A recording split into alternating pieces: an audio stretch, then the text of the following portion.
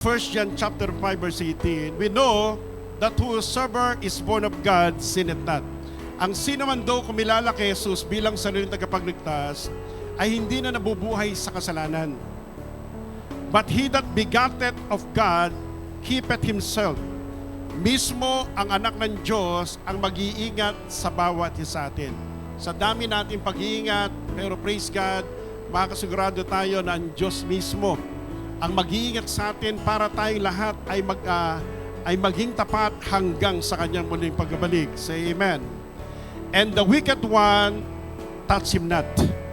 Na truly na ang ating pong kaligtasan, hindi lang po tayo ililigtas ng Diyos sa sakit at karamdaman o sa mga gawa ng kaaway, kundi hanggang sa kanyang muling pagbabalik, tayo pong lahat ay sigurado sa kanyang second coming na tayo po ay papunta sa kalangitan.